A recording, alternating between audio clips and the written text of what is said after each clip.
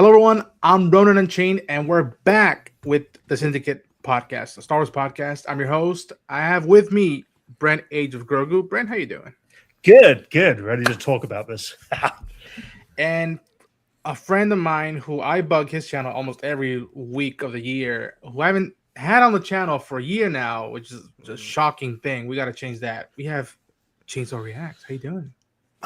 I'm running on fumes, but I'm here. So if I look like I am bored out of my mind, no, I'm literally dead. So No. it's fine. We're here. I'll just scream Maul and lightsaber, like, Yeah. Jordan, it's lightsabers. Yeah, the screaming Sandwitwer and his lightsaber. Yeah. Yeah. Yeah. But yeah, folks, we are talking about the newest episodes of Maul Shadow Lord. If you have not seen the episodes, please, for the love of God, go watch them and then come back and hang out with us. Before we start, I also want to shout out that I am each week leading up to the release of The Mandalorian and Grogu and rewatching the series with fellow friends called Road to The Mandalorian and Grogu. So be on the lookout for that on my channel.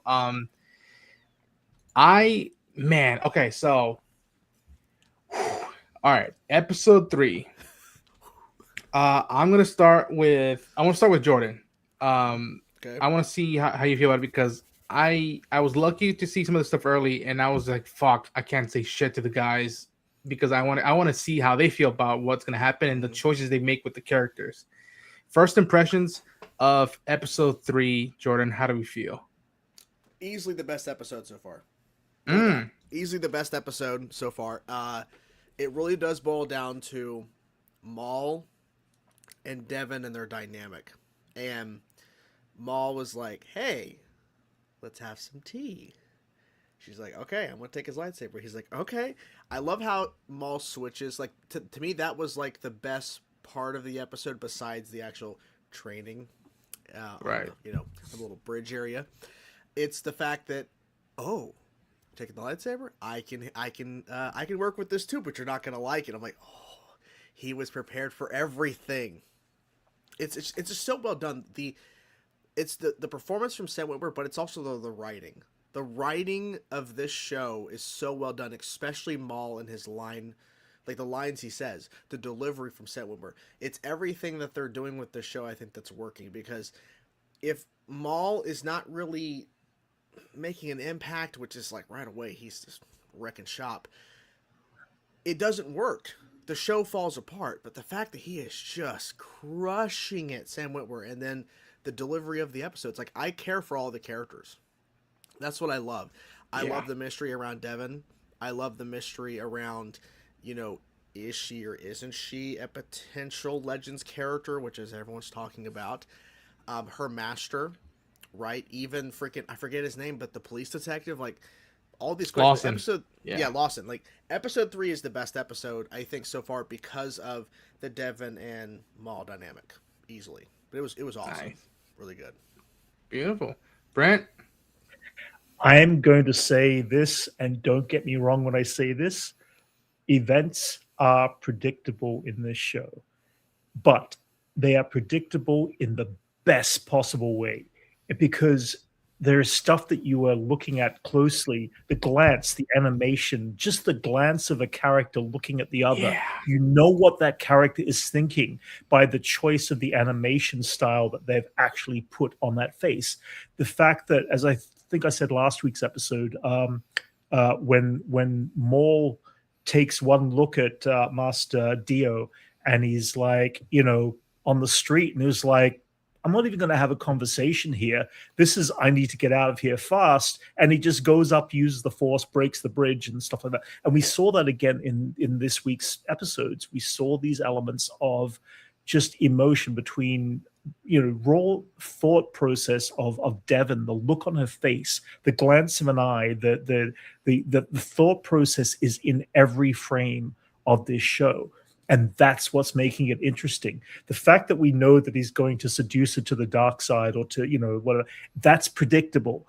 The fact that it seems like Two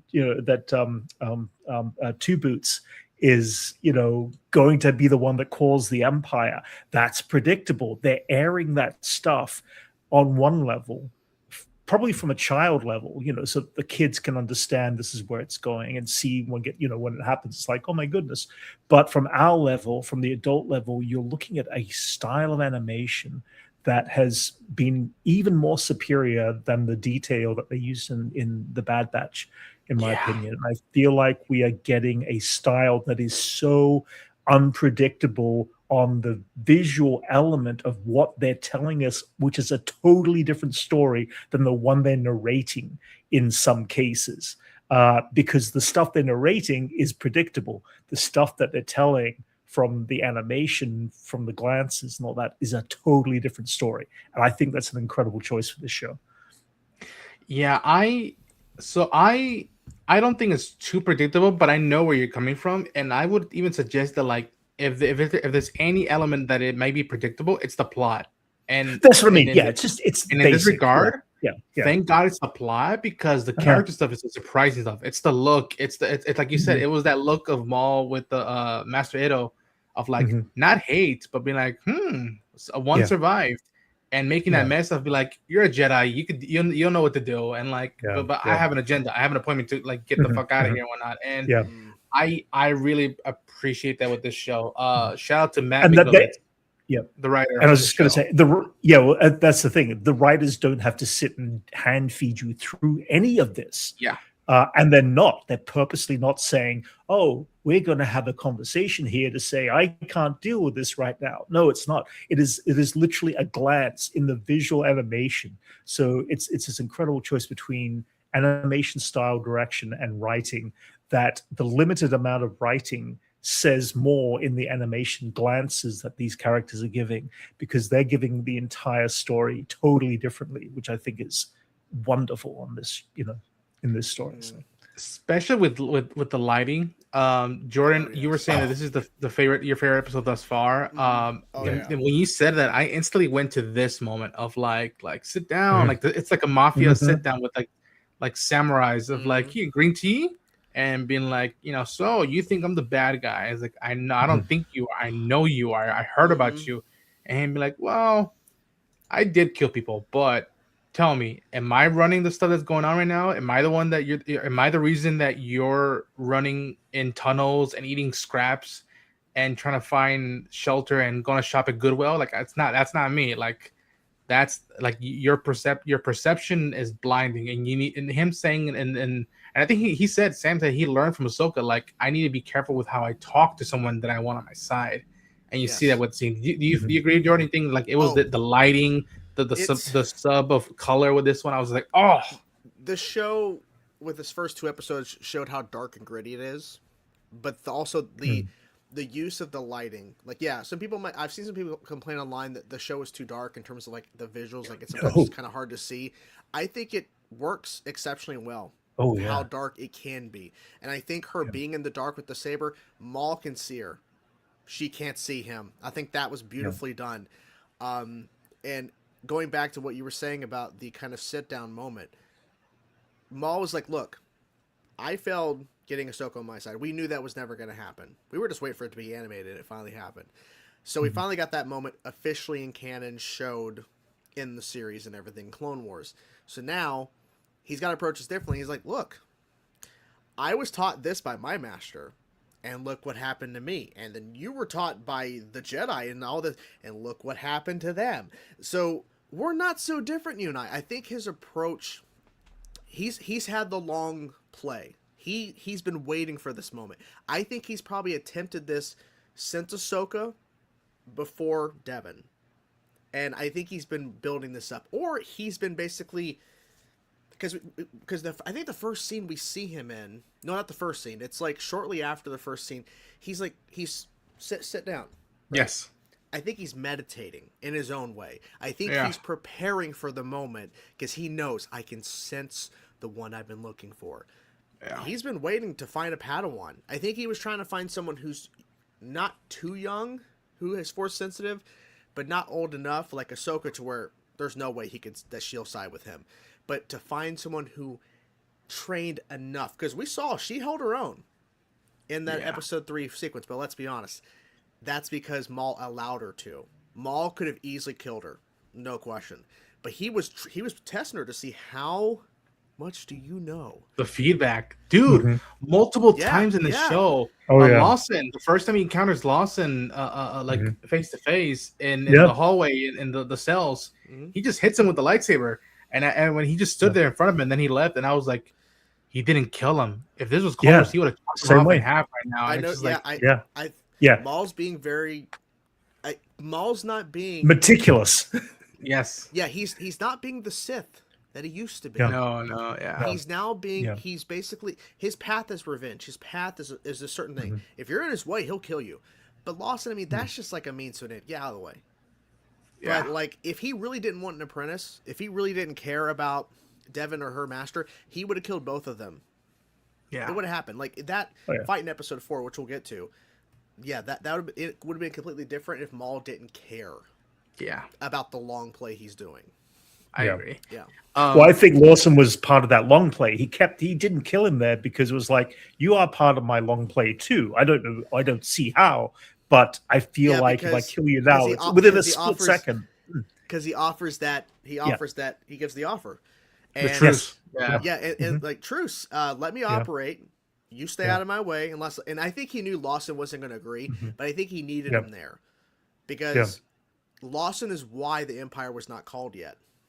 Yeah. So he Yes. knew Mhm. I have to keep this guy alive. That's why he didn't Yeah. go. Yeah.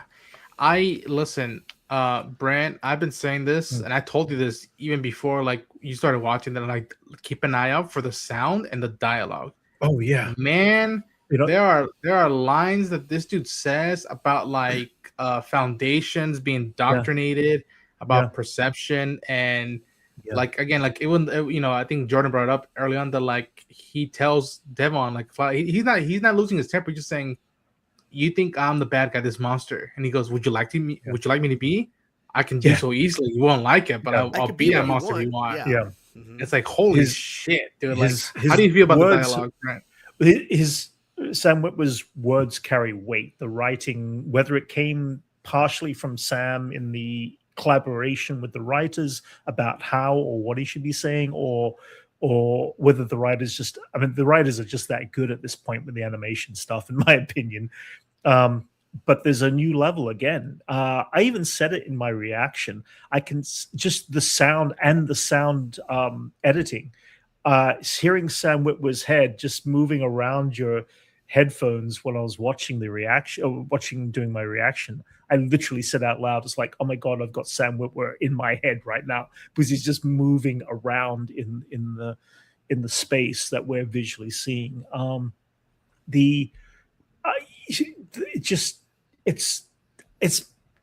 It is the best written dialogue for any character we've had for a very long time. The Bad Batch, as I said, they were fun, but they were like gun ho, let's go kind of thing. Let's do an adventure. Yeah.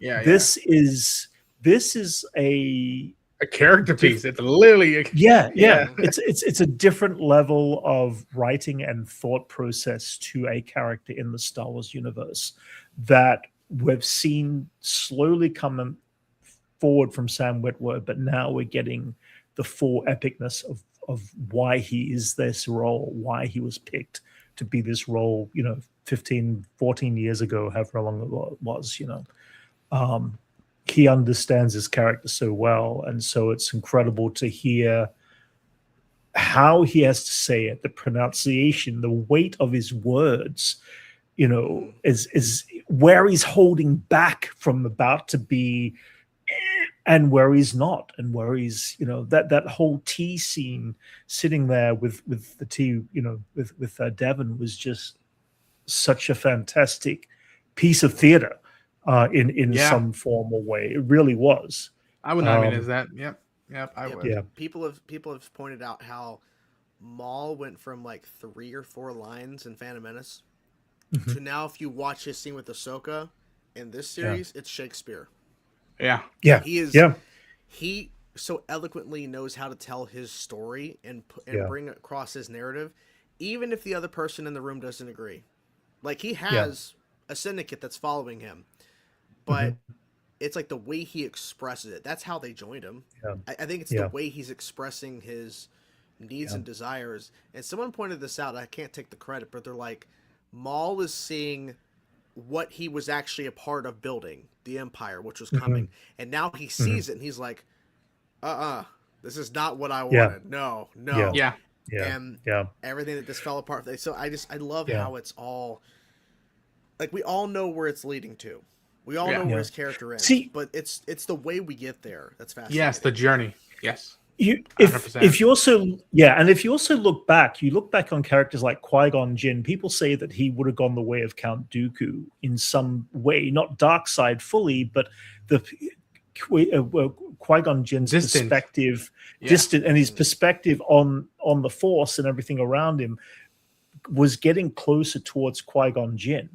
It was getting closer towards Count Dooku's perspective on how that happens. You also look at Count Dooku's perspective. I don't think he would have done well in the Empire either, in an Empire situation. And they are both this. I feel like Maul is that third part of this trilogy, where he is the third character that wouldn't have gone down the path of an Empire, because his perspective, even though morally different, is closer to Qui-Gon Jinn and Count Dooku's perspective now than it was when he was training under Palpatine. If that makes any sense, it kind of has that. It does. Just and again, it's ironic that like Maul killed Qui-Gon, so it's like you set this stuff in motion even before Anakin started his training, even before like all this. Like there may have been plans set, but you tipped the big building domino that like would have swayed stuff. I think in a big bad way. And I like that even in this show, and Sam has been adamant, you don't have to know all of Star Wars to get the show. And 4 episodes in, I could see that notion very clearly, because I'm eating the details, not even the big picture plot stuff, just the details of a look, of a moment of thought, or even perspective. I mean, Jordan brought up how like there's like you care about each character in this show. And an angle that I come to appreciate, and I have my own personal reasons why I feel about it, but it's Lawson's private life. It's when, he's just sipping his cocoa every day, like 5-10, lattes. And then he gets home and like he has a son, and his son's trying to see his ex-wife. And you see it in the middle of this case, Two Boots points out to Lawson, like, your son's Star Wars cricket game is like there. You got to go watch it. And like, you see him go to see his son play, and you're like, okay, cool. He went to go see him, but you're just waiting for the beeper to like start ring of like, yo, there was an attack. We got to go investigate stuff. And like the notion that Master Edu stalks him to be like, I think this guy's on the good side of it. I think I should attempt to talk to him out about it and be like, yo, I'm missing my Padawan. Can you help me out? Like, there's something deep going on that you don't know where you get yourself into. And I think even in that moment he's testing him, but I love that it was all in front of dad visiting the school's soccer game that like he probably missed multiple times, which was was very touching, very heartbreaking. But this is an angle and another detail that I appreciate this show, that like, oh, I don't know these characters. I wanted to spend time with him. If they're gonna give me a whole Maul show, let's give these characters an angle. Why? How's the galaxy affecting them in this time period? I think. Do you guys feel the same way? Are you guys like, Go ahead. I was gonna say, I don't know if it was just me, but I had the biggest mind fuck to learn that his wife had joined the Empire. I was somehow completely taken by that, and it was like, oh shit. Now I want to know that story so badly. Who is she? What did she do to join the Empire? What was her choice to separate herself from her kid and her husband? And this is just some of these layers of Lawson's character that I'm loving so much and never expected to. I said this last week. I went into the show thinking, oh, great, we're going to deal with a buddy cop situation. I'm not interested and I'm not invested in those stories. And yet they have done everything interesting about this one character to give these details that make me want to know more. So when it comes to the idea with his son, obviously they've been airing that since last week's episodes, that he and his son are going towards this very estranged relationship, And I don't know where it's ultimately going. I feel bad for the moment that he has been pulled away from these events in his son's life because of work. And it happens to so many parents out there. They get pulled away from their kids. And that turns that kid down a dark path somewhere, out there. They're going to get into drugs or problems or resentment, this or that. Resentment. And I'm now invested enough to say I want this to be healed. I want to see this get healed, but I don't think that's going to happen. And how does that affect and how does that work in the Star Wars universe now? Does it work differently? Is there anything that could change that? So that it becomes investment. I'm invested. They have aired the situation, and it's like you can see these little things unfolding weeks, episodes in advance. This is unfolding, but what I don't know is how they're going to retribute that situation, and that's what I'm excited for. How they're going to solve the problem. I agree with what he's saying. I think it's obvious that I think his son's going to join his mom in the Empire, and I think with them coming back, I didn't think about that. Yeah, so I do think with the Empire showing up, I believe she's on that ship that's coming. I believe she's probably an Imperial officer. She probably has a rank in there. And I think that's the ultimate reason why he never wanted to call the Empire in on Maul, is because he knows that she's going to show up with the Empire. Like he wants nothing to do with it. I think she probably I hadn't even thought about that. I wonder if it's partly due to him not being home. It seems like this is a common thing with his son. So his son's used to it. He's like, you never show up to these. Like, what do you mean? It's like you're never around. I think it's partly due to him always being gone for work, and I also think partly because look at the city they're in. It's a shithole, right? Like I don't blame anybody. I mean, look, I do blame them to go to the Empire, but like she's like, I want to go join a movement that's trying to clean this up. Maybe that's her thinking. Like she's not seeing the bigger picture of the issue. Yes. But yeah, I do like the fact that they're adding more elements to the show than just a Maul focused story. Even though I think deep down fans would just love it if it was just Maul 24/7. But I understand why they're not doing that, because there's more going on. Because okay, we're doing a buddy like cop kind of situation, but not really. Like we're doing cops, which I'm like at first, okay, there's just so many cops, I'm sick of it. But the fact that they've made it interesting. Yes. Oh, his ex-wife is with the Empire. And the fact that his partner went behind his back, even though we knew it was coming, he still went and called the Empire. And I'm pretty sure that the woman who's above him said, do it. And Lawson's like, crap. Because he didn't want this. So now the Empire coming changes everything. I can't wait to see what happens. Yeah, me too. I'm we know it's Inquisitors. I literally, like, when I saw, first I was shocked. I was like, oh shit, she's in the Empire. What the fuck? And then, again, how much these angles affect one another. Like, I saw a video recently that's been blowing up somewhere where, like, there's a big protest, I think in France or somewhere. There's this dude in, like, a helmet, and there's a lady screaming at his face. And the conversation, like, you guys realize that, like, that's a couple right there. And like, wait, what? Yeah, the wife is protesting, and the husband is one of the security guards, like, guarding, like, the protest, if you will, and they're face to face each other. And I'm like, that is, as a storyteller, that must be a wedge. I'm like, oh, I could do something with that. There is something to be said about philosophies within a family and how split they are, and what that does to the family itself in the long game. Maybe not in the moment where an argument or a resolution can happen. What happens in the long game, and the effectiveness of that. And yeah, I agree that, like, I didn't see that coming. We saw the family photo in the first 2 episodes. Yes. And you're all thinking, like, what happened to the wife? What happened to the mom? Is she dead? Is that the trope they're gonna go for? It's like, no, and some people might argue this is worse, that she's an Imperial. And I love that. I love that that's an issue that's gonna be hanging on Lawson's head. Sure. Beyond, like, oh, there's a mad guy with a laser sword running around my planet / city. And I got to deal with it. If not, everything, my way of life, is going to be flipped upside down and locked in a cage for who knows how long. Yeah. And I think that it goes back to the scenario of, like, Devon doesn't trust Maul at all, but he's saying stuff that is connecting to her, and like stuff that she does feel. She wants to fight back. She's tired of living this way. And Yeah. I don't know about you guys, but when we got this like very like I almost found like a fencing sequence of like Maul saying like you're not, your old ways are not the way anymore. You need to adapt. It's like the less you adapt, the quicker you're gonna be crushed if you don't listen. And man, there's a shot. Where's the shot here? There's this shot, and again, we talk about how this show is a bad guy versus worse guys.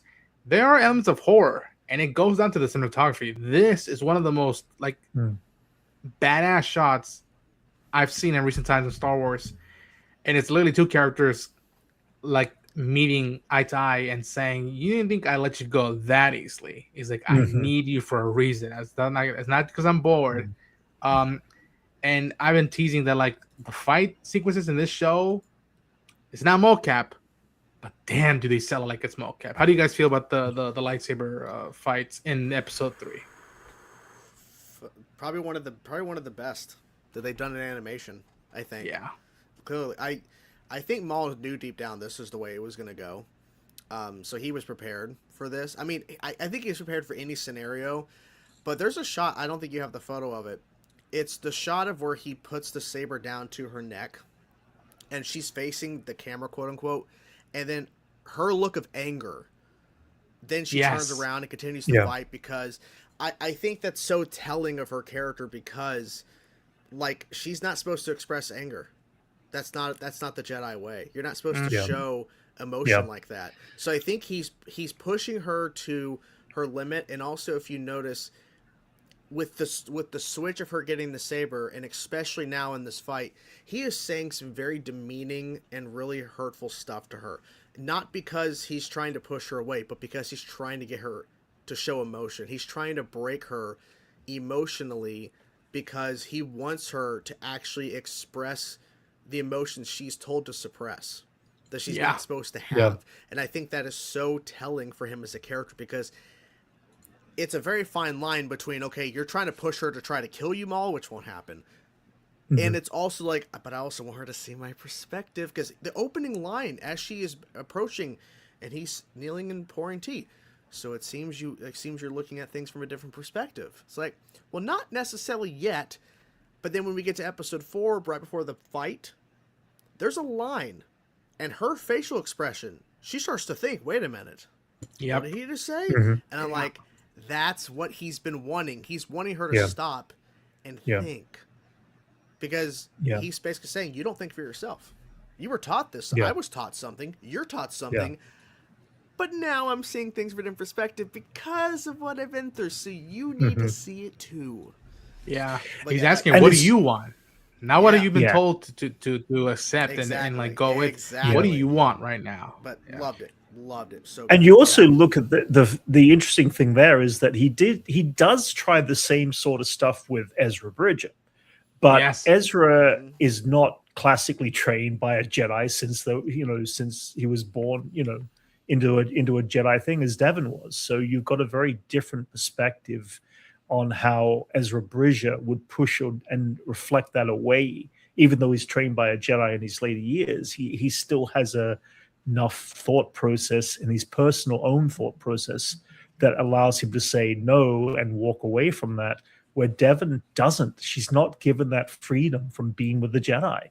And she's also angry at herself, I think, in some cases, because she's understanding that she was not given that freedom, even though she recognizes she wants to, like, that's it. And that all comes from the emotion of the animation. And that's where I go back to this animation is some of the best that Lucasfilm have ever done for their characters, because you are really driving at the core of expression to what a character is thinking without saying a single word in every single scene. And that's what I'm loving about this show.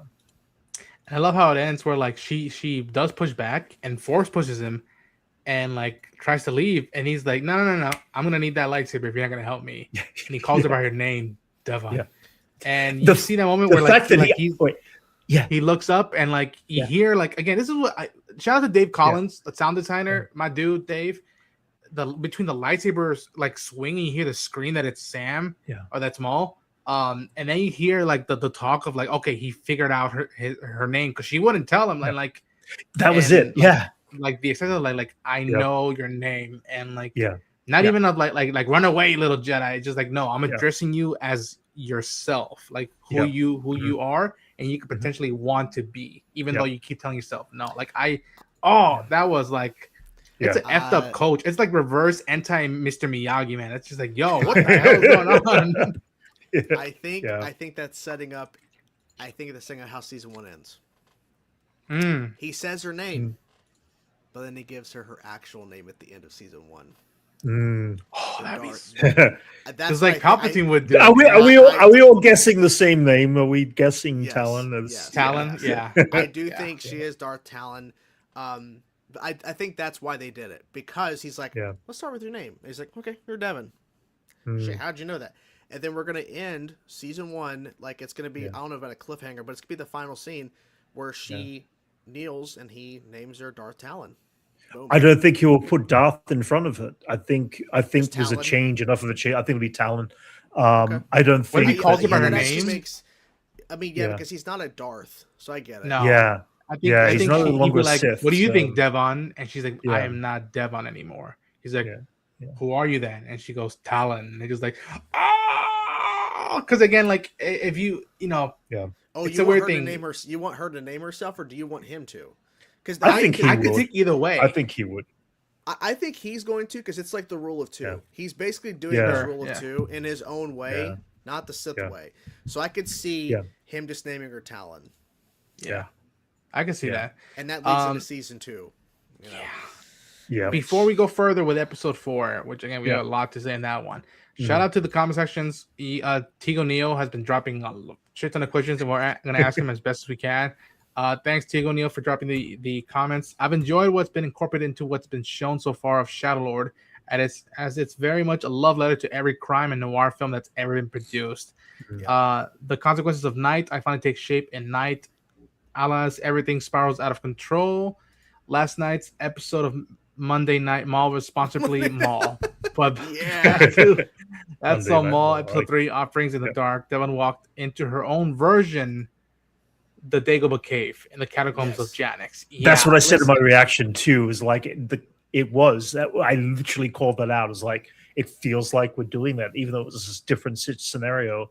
I felt like because Rook was even like go in, like only take what you go, only take what you with you, kind of thing. And I 100% agree with the whole crime noir stuff. I mean, again, not even just Sam. Matt Minovich, the head writer, has been saying, "Go watch Heat" was a big inspiration for this show. I see there was like flavors of The Godfather in the first few episodes with the sit down of the mob bosses with the head of the droid. That's the head of the horse from the first Godfather movie. I urge people again.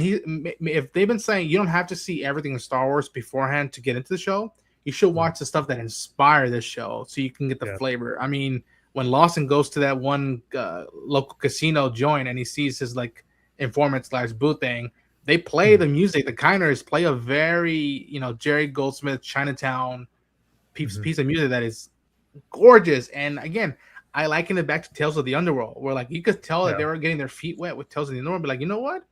If we can make a very personal arc of Cad Bane, let's do a season for Maul and just go and swing for the fences as they've been doing thus far. I think I've been nailing it. Yeah. Chainsaw React says woke. Absolutely, man. The woke awakens. So woke. Man. I love the retort of "You're just a killer" to Maul when she said that I half expected Maul to counter by saying, "Aren't we all?" During that exchange, Devon told Maul, "Oh, that'd be interesting." Yeah. Everything he needed to know there. That here before him in the dark is a Jedi ruled by emotion who's slipping from the teachers of her master and their fallen order. Nice reference. Now we come to the second episode of that Maul episode 4. They never listen. Master Daki in this episode was the perfect example of why the order collapsed, as he's living in a fantasy land where he thinks that the people of Janix will thank him for fortuning Maul and allow he and Devon to walk off in the sunset. You're living in the fucking dream world, Jedi. I get that notion, yeah. But like again, I love the optimism, but he's just like, dude, read the room. Like it's not, it's not that way at all. And that goes into our next episode 4. Listen, I think I love the opening of the first episode where they're like, it's a heist, and then Maul comes out with Duel of the Fates. Listen, this intro, and it was smart of like, there's the shadowy figure and the little guy of telling the Pikes like, yo, you're gonna get betrayed, and they tag who they think is Maul, and I'm like, I remember me and Bitsy were like, no way, that was too easy, and I'm like, oh, I know what they're doing, I know what these sons of bitches are doing, and you have to sit down with the Pike lead and whatnot, and he's like, bring him to me and whatnot, and he pulls my dude's hood. And it's not Maul. It's another Zabrak, but it's not Maul. And I was like, son of a bitch, they did it. That got me. Dude, what got me? And I was like flipping out and busy, like, what's happened? Is like he and they make a notion. The Pike leader is holding the lightsaber. And from afar, Maul comes in, he does the force thing, and dude slices himself on himself and like dies. And that's just like power move, anime, power fucking move. And I was like, please keep on that. I was like, oh, I love that. Like, how do you guys feel about the opening for episode 4? They did a Pride better version and Vengeance. of they did a better version of that from The Last Jedi, where it took out Snoke.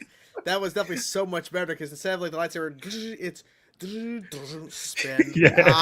Dude. Johnny, I agree 100%. What's up, guys? Thanks for episode 4. It's definitely my favorite so far. It made me very horny. Yes. Johnny, if you want to join us, let me know, man. Yeah, when I saw the opening scene and when he got took out, Maul, quote unquote, my first thought was, oh, okay, maybe this is trick. Like, it actually is Maul, but they're tricking them and thinking, oh, he was taken out. Boom. And then when they actually reveal his hood, and then Maul is like pretending like he's still out, and then they ignite. Like, I thought they were going to do that. But I do like this approach was a little bit more fun, just because, like, that means the little guy was in on it too. He knew, like, it was the whole plan. I think he's like, he deep down, I think he knows, I cannot truly actually betray Maul, because he will kill me. Because he will. He will. Like, he'll find another source if he has to. So, but it's so well done, so fun. And he's like, okay, you're the leader now. Like, but you answer to me. So technically he's running the Pikes, but you're the face of it. The face of it. Brent. Shadow kneel Lord, down. Shadow Lord, literally Shadow Lord. Dude, this is the stuff. When I walked out of Solo, I was like, come on, man. Like, just spend time with the Crimson Dawn and the Pike Syndicate and Maul. Like, let's come on, man. Like, just hang out for like a movie or a show. And they were getting that with this show, man. Oh yeah. I'm first going to say every cold open, which is like the opening shot before the credits, before the the logo comes up, have been fantastic. They have set the passage of the tone in each and every episode. This one, for me, I actually enjoyed this one more than the last one. I enjoyed it because the pace was so quick and so paced out that I enjoyed this fast pace throughout this whole episode. Was the last episode, although it was on a level of more connecting with Devon on a level, there was some slower moments in there. This was nonstop, impacting one after the other, and I do enjoy that too from my Star Wars. I enjoyed both, but this one just hit me a little more. That being said, there were moments in there. I mean, there were moments where I did call things in the opening sequence, and I didn't call things. I didn't call the fact that it was not more under the hood. That blew me away when it wasn't. It was like, oh shit, this is awesome, because I seriously fell for that visual trap. It's how the visual sense, a person with a lightsaber makes you think, oh, it is more, and they tricked you. And that again goes back to the creative writing of it all. How do you trick your audience into something they don't expect? And that's one of the few times so far that I was just completely thrown, because they baited me so well in that moment. The second thing was The moment that what's his name? Krill, whatever his name was, the leader. Yeah. The moment he was holding Maul's lightsaber, and at that moment I still thought it was Maul before they lifted the hood. The moment he held the lightsaber, I was like, oh, just turn it on and just literally cut him. That's it. And chuck a Snoke. And that's different the way they did it, but they ultimately, because they reveal it wasn't, so you get that shock value only to get the moment that Maul just steps in and does it anyway.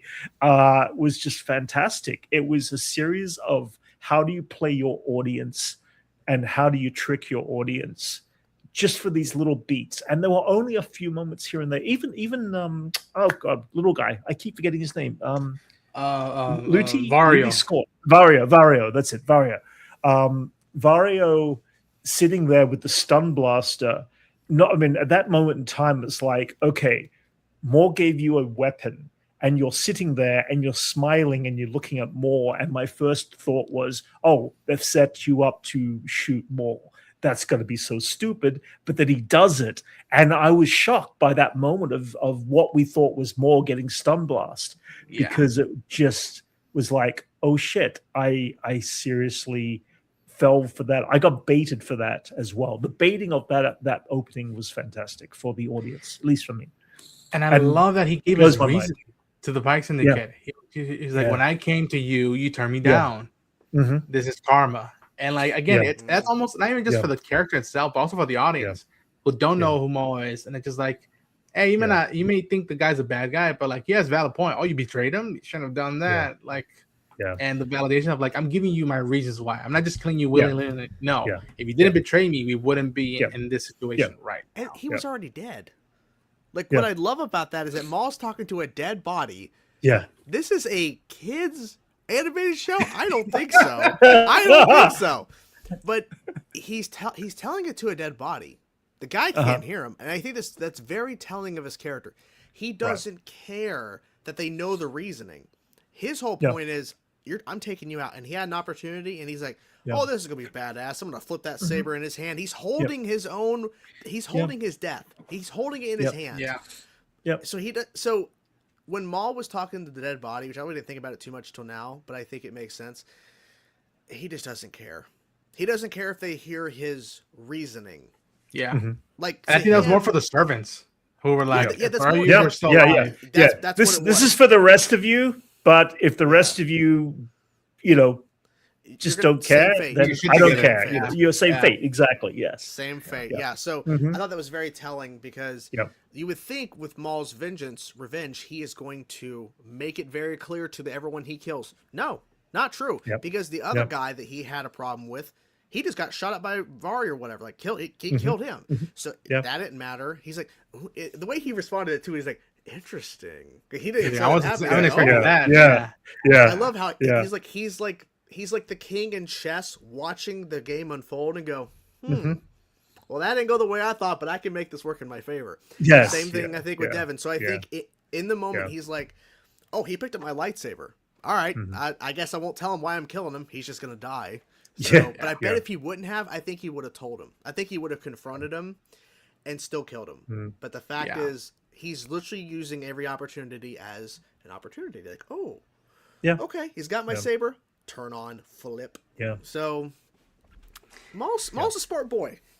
Yeah, and you see that affecting the two Jedis we're following, and how like I think even she knows that he has valid points. Doesn't like him, but now she's also trying to get her master to be like, yo, let's turn him in. Let's do some good. Like we're still Jedi, right? And him being like, we're in a different world now. Devon, we're not in that world anymore.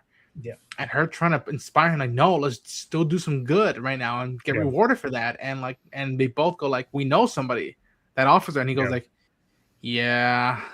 like admitting, be like, damn it, we're gonna have to get involved that officer to help us out, like have to do this. And man, I love that how much Maul's trajectory is being built, and how it's affecting the perspective of two Jedi who could have easily avoided him. Could have easily gone on their way, be like, nope, it's not our fight anymore. Let's just keep our heads down. But it's just like, the act of duty, the act of knowing that we have similar enemies, but we can never work together, ever work together. And what did that do to you? Like, if you walk away, what happens if you go on a planet and you hear, oh yeah, there's this planet Genix, it went to hell because this guy in horns showed up with a laser sword, and then be like, we could have helped him, we could have stopped all that massacre and all that killing go down. And I love how that's affecting and how that's bleeding not just to the Jedi, but also Lawson in his perspective, and how he's having to deal with being a dad, Maul, and then Two Boots, who I think he does care for deeply, and being like, Captain, that's protocol, because they know you don't know who the Empire are, you don't know who they are, like that's face value. Don't take them at their face value. Which then leads to the meetup at the end, and even the captain of Lawson being like, okay, you're gonna go over there, okay, fine, but bring him, like put him in chains and let's finish this already. If not, and her saying, I can't hold the governor back, we can't hold the Empire law, so we keep this guy running around loose. And they finally meet, quote unquote, face to face.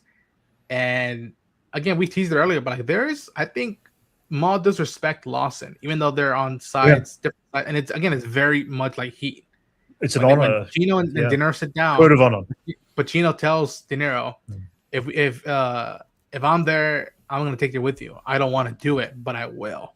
And like if it's between you getting away and making my wife a widow, like you're going down. And then the same thing of like De Niro's saying, there's a flip side to it. Like, yeah, we know each other, we've met, but I'm not gonna hesitate at all. So you can either let me do what I'm doing, or there will be consequences. And I love this interaction and the stuff that's leaking out of the looming doom of the Empire. How do you guys feel about like the fact that Lawson was offered a truce of like, okay, I won't bug the planet and I won't make it mayhem, but I want to do what I want to do. So ignore me.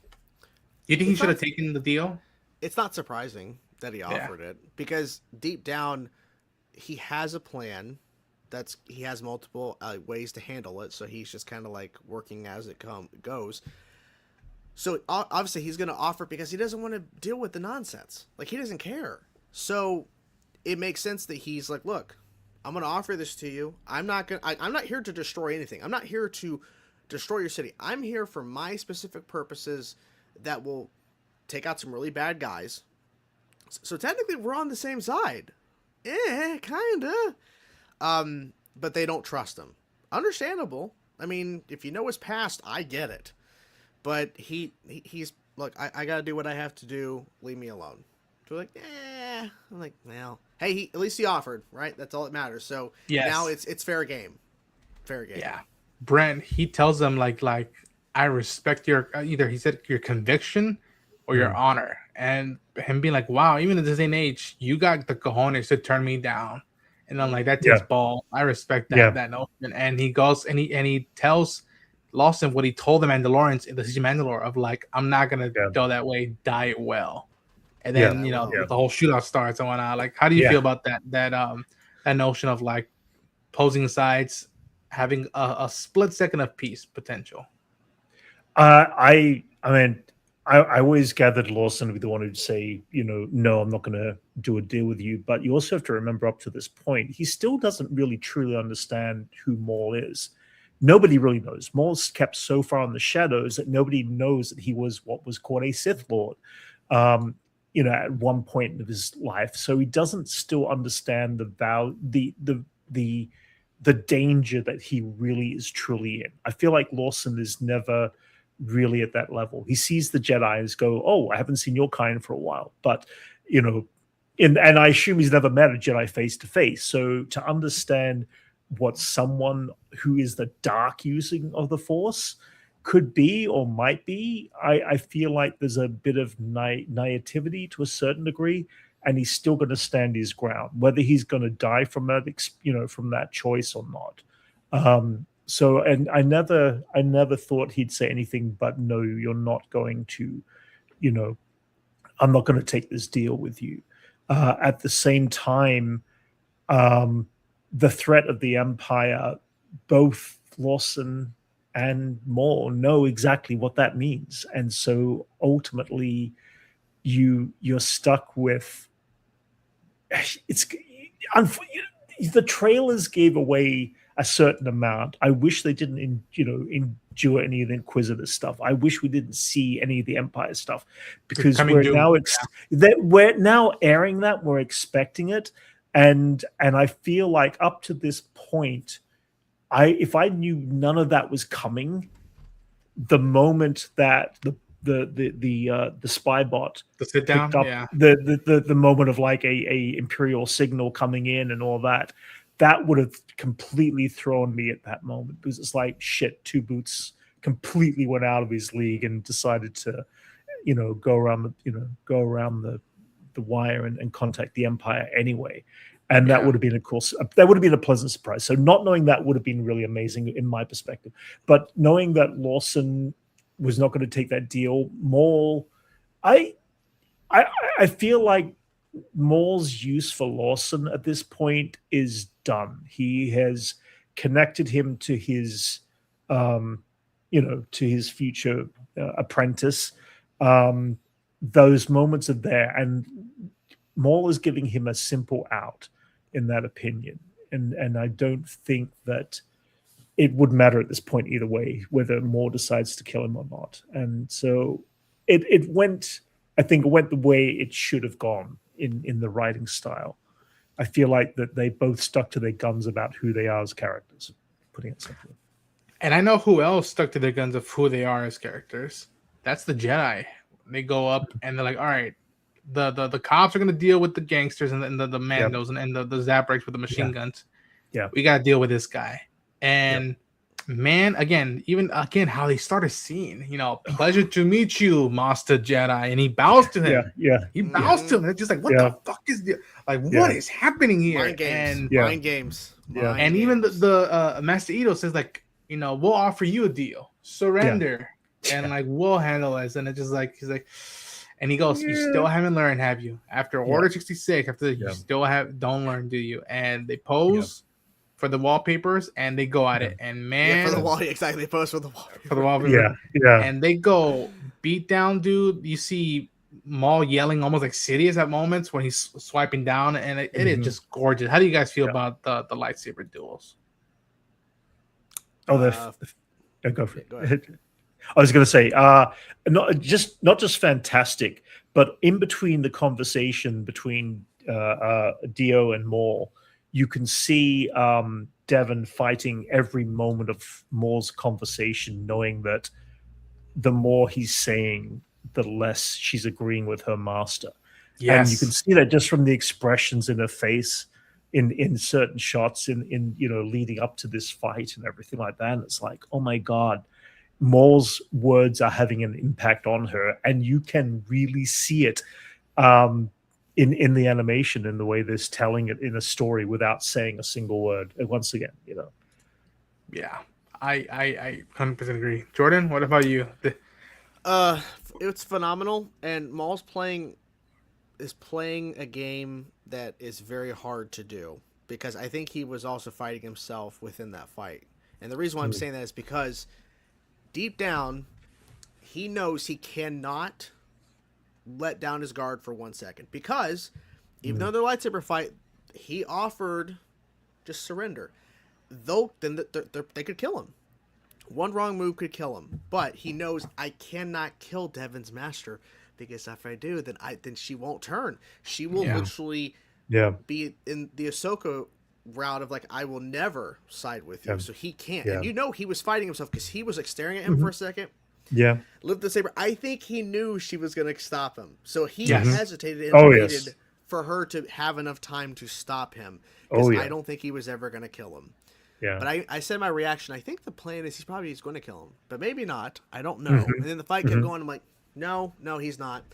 But he's also proving he could have taken them both out if he wanted. He was holding back, but he was obviously struggling at points too, because I don't think he was prepared to fight both of them at the same time. Because obviously her master has had way more training, and he has not fought two enemies like that in a long time. That's where I was going to go with it. Yeah, Yeah, they haven't. The Jedi have not fought for a while like that. Yeah, And again, his perspective. He says like, I wish. He tells her in episode 2, I wish there were more like you. Things would be different. So like he knows, hey, I shouldn't really kill these people, but they're in my way. And I love that you said how he's fighting like the urge to kill him. Yeah, People, Sam pointed out as well. This is a guy who was born and trained to kill and hate the Jedi. Yeah. So and now he's staring at one, and he could kill a master right now. Yeah, but he knows I can't, because then I will not get what I lose need. my opportunity. Yes, which is because he even says her in episode 3, I need you. Yeah. I need you. So like he knows, in order for me to win her over, I cannot take out her master. Yeah. Just want to throw this out there. I kept thinking about this. How many more Jedi and Padawans are we going to see that survive Order 66? Because clearly it didn't work as well as we thought it did. Because at first, there's only like 1 or 2 that survive. Oh, now it's been like what, 20 or 20. something? Okay, I got two words there: empire propaganda. Pretty much. Yeah. Pretty much. Now I get it. There was a lot of Jedi and a lot of Padawans that we've A lot of planets. that we've never seen before, and there's a lot of them are off-world. I mean, you read any of like the canon books. I mean, there was a thing, High Republic era, where like this character is like that in this book. His master is like far ways away in a war, and a bunch of them die in this war or something. It's like this big thing. So I'm thinking, okay, by the time Order 66 occurred, there are so many Jedi and Padawans we never met within the prequel trilogy or Clone Wars that survived. Because clearly we're seeing more and more of them. But my thing is, okay, how much of a failure was Order 66, because so many kept surviving? And also, too, some of them got transformed into Inquisitors. Yes. So there's even more of them. And we're also meeting new Inquisitors all the fucking time. I'm like, guys. And he tells Devon, have you heard of these Jedi killers? Have you fought one before? Have you seen them? Yeah. So I'm wondering, like, what's the tally of how many Jedi and Padawan survived Order 66 that we know of, and then how many got transformed to Inquisitors? Because we keep meeting new Inquisitors. So clearly, I mean, there seems to be no more than 11 or 12 Inquisitors overall. It doesn't feel like there's like 100 or anything like that, until they needed to be that many. Yeah, exactly. Until they need to have like another one in some kind of offsec that we don't hardly see. Yeah. And here's the other thing too. If I was Vader and I was the Emperor and I was training a bunch of characters that were going to be Inquisitors, I'm not going to want 100 of them. If I have 100 of them, they could tally up against me really easily. Retaliation. You keep them controlled. Yeah, retaliation. You keep them controlled at 10 to 12. You can handle that's 10 fair. To 12 of these slightly undertrained Sith. So you always have got this ability to have control and the upper hand over them if they decide to turn on you. And I feel like that was why we'll never see it. Will we ever see a replacement for number 7 or number 10 or whoever gets killed? Maybe. You never know. There's so much time. Also, too, they found the canon of Star Wars has found a beautiful way to add elements and stuff that we never ever would have imagined were in the in the canonized of the original trilogy before they became 4, 5, and 6. Like the idea of like, oh, there was Inquisitors, there was like these dark Jedi hunters. What? We would never have thought that. Like, the guy that dies in the Phantom Menace in 1999, he comes back in Clone Wars, and then he has his own show. Yeah. Who would have thought? Right? And then he fights Obi-Wan Kenobi right before the events of A New Hope. What? Yeah.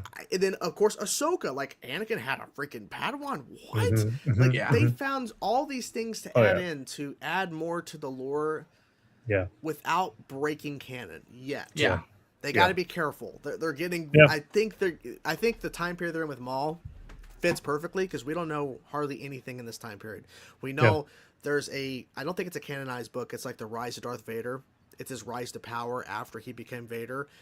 Yeah. But other than that, I mean, we don't have anything canonized that really details this time period after Revenge of the Sith before A New Hope. We had this huge span of time where it's just kind of who knows? Yeah, it's very split down like the edges. So like it's either right after episode 3 where it's like, okay, that's Bad Batch and this show. And maybe Tales of the Underworld. And then like, okay, towards A New Hope, you got Rebels and Andor, and that's it. And then Yeah. somewhere in the middle, the tiny, very like fine detail is like The Solo. which is the outlier, if you will. Yeah. And Yeah. Obi-Wan. Which Yeah. So I it's wonder fascinating. is Maul gonna build to that? I hope so. Man, there's so much they can do that, like, again, that's just Solo. It's like, even for us who have seen the show, it's like, how the hell does he end up in Malachor? Like, Yeah. what happens? That's my end game for this show. Yeah. I want to Yeah. see if they take The it there fact or that we not. have a season 2, I think they have multiple seasons planned for this thing. Oh, And yeah. even if that means hypothetically like a season 4 is the final season, who says we can't jump ahead in time jump, periods to see Yeah. certain events unfold, at least to see some of that, right? Yeah. If we don't get to it. Oh, Yeah. Yeah.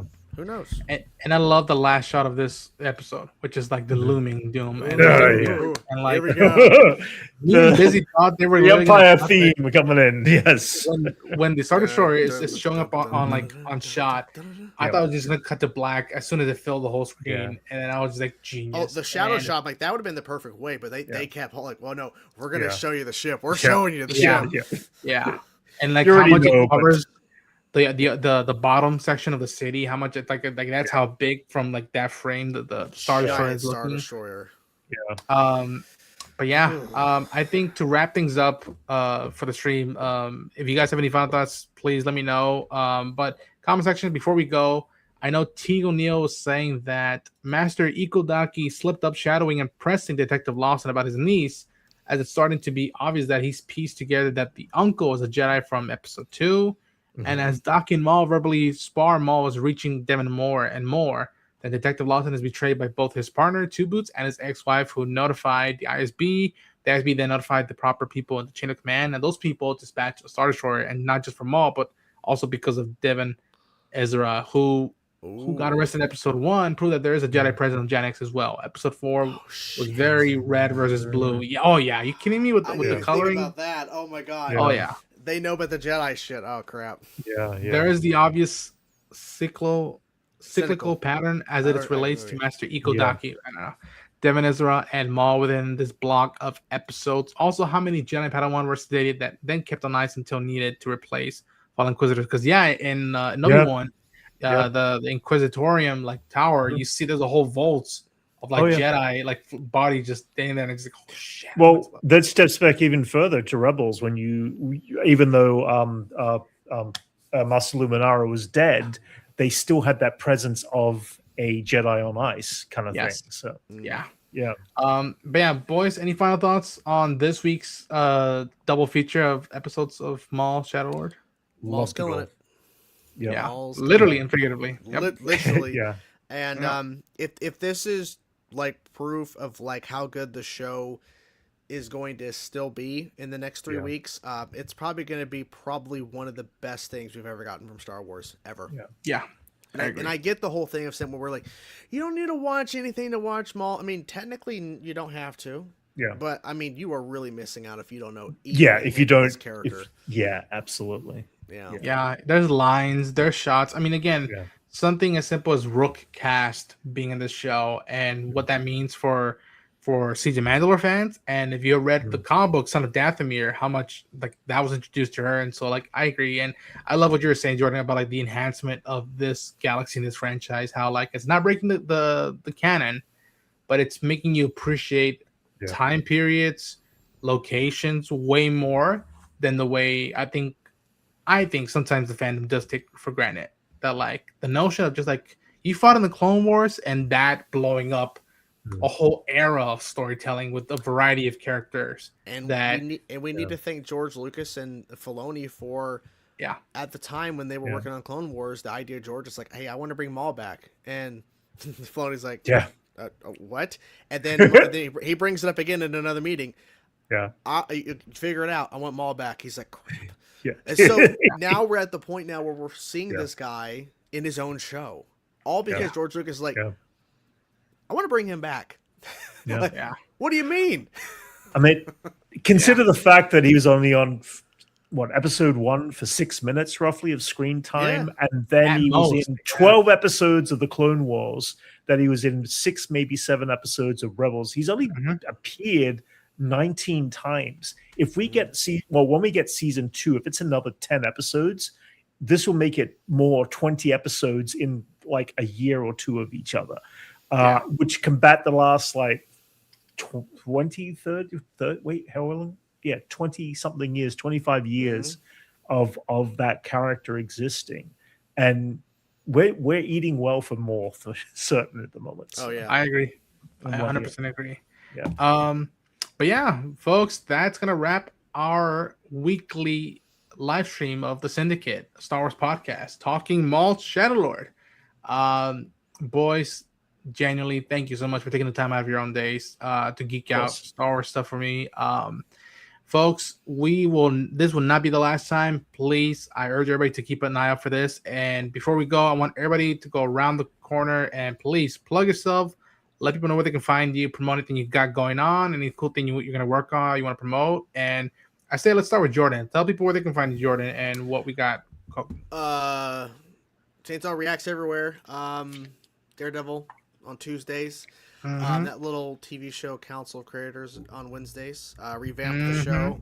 Switched up the approach of the series. The show, it is a series, I guess. Series of crap. But the show, so that's really fun. And yeah, covering Batman the Brave and the Bold for the first time on the channel on Saturdays, and wrapping up Benton Omniverse on Sundays in a few weeks will be over. That's kind of crazy. But yeah, so Monday's Maul and all that, and then trailers and all that shit. CinemaCon is this week, so be on the lookout for anything from CinemaCon, because apparently they're dropping trailers. Not all, but they're apparently dropping trailers from CinemaCon this week, so be on the lookout. So nice. Brent? You can catch me on Age of Grogu. I do reactions. I do unboxings. Although, as I said before, I've got a million unboxings that I've got to edit together. I haven't had the chance to do that. And once in a while, I will be building miniature models and stuff like that I'll try to edit video together as I'm building them, because I love building miniature models. And yeah, that's about it. Beautiful. And catch more reaction. There you go. T. O'Neill says that I was referencing the Qui-Gon Jinn versus and Kenobi versus Maul from the Phantom Menace in this episode. Right, yes. The that's two exactly Jedi and Maul. Yeah. Oh, yeah. 100%. Anchor Corn Holio 75. Hi. Hello, Anchor Corn Holio 75. Hello. That's a name. Yeah. I enjoyed this episode. Good. All I'll say is that, like, keep on your feet, because the next few episodes, things are going to ramp up, and that's all I'm going to say before I start. No spoilers. No. But yeah, spoilers. folks.